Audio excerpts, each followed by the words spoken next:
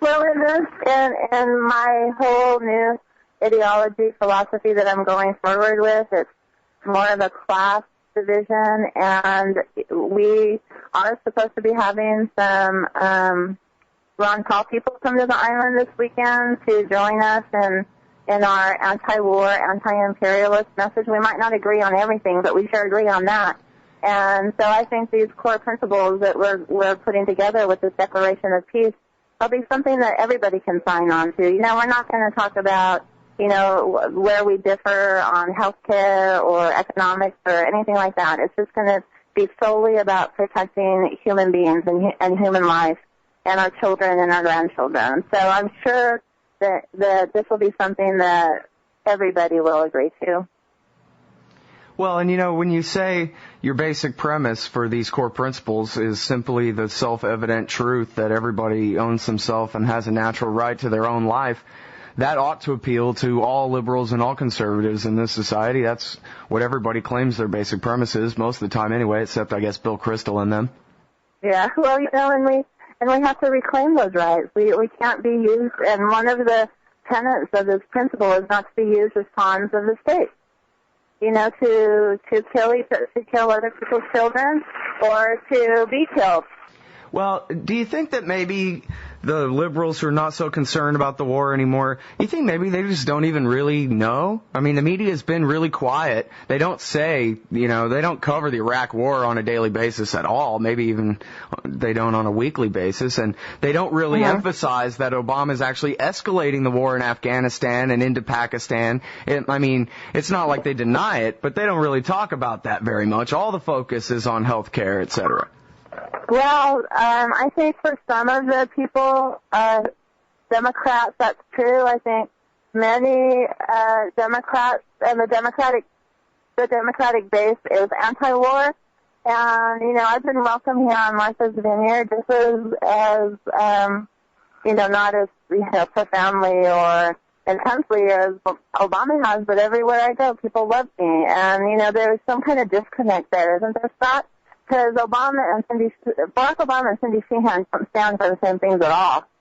But there's a disconnect in the Democratic base thinking that he's some kind of a peace person. I will say that about the Democratic base, but the leaders of the establishment anti-war movement, I don't think they have that excuse because they know. Right. Yeah, we all got antiwar.com, right? Touch of a butt. Well, so tell me this. Have you had any success at ruining the current emperor's vacation out there? Well, I just got here last night, and it's funny. We had dinner reservations at some place that he happens to, right next door to where he happened to be. So it was, you know, like a checkpoint, third world country getting to our dinner reservations. And I was like, you know, how dare Barack Obama ruin my vacation? I'm just kidding.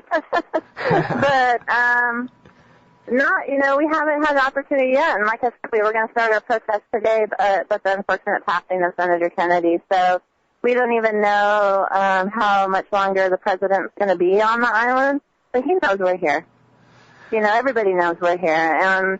And like I said, I don't think being here is going to affect his way of thinking or his policies at all.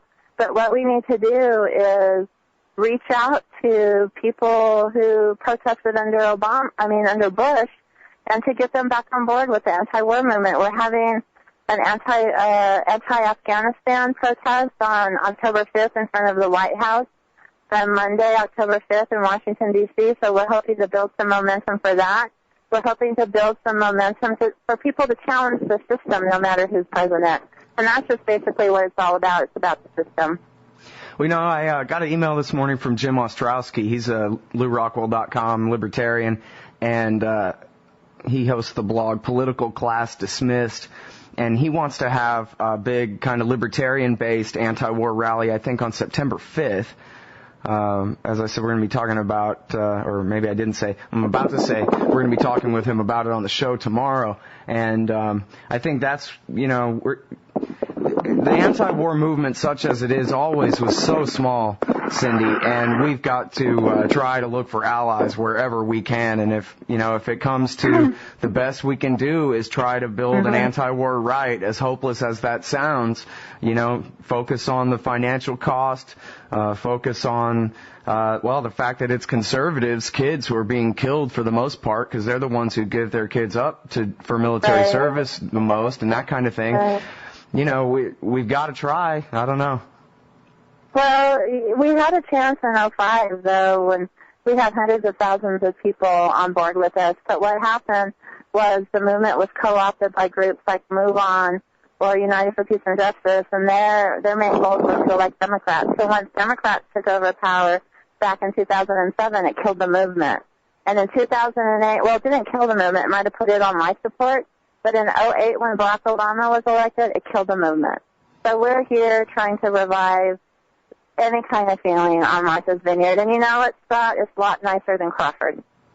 Yeah, I bet it is. That's funny. Well, it probably won't be too long before they're smearing you as anti-government extremist, a right-winger, isolationist. No, that's not possible. I am anti our government. I'm anti most governments and what governments do. I'll be proud to say that, because most governments do not have our best interests at heart. But I'm pro peace, and I'm pro life, and I'm pro human beings being treated in a dignified way, no matter where they live. That's what I am. Well, I think that is pretty right wing when Democrats are in power, but I guess we'll just have to wait and see. No, right. It's just a moral statement.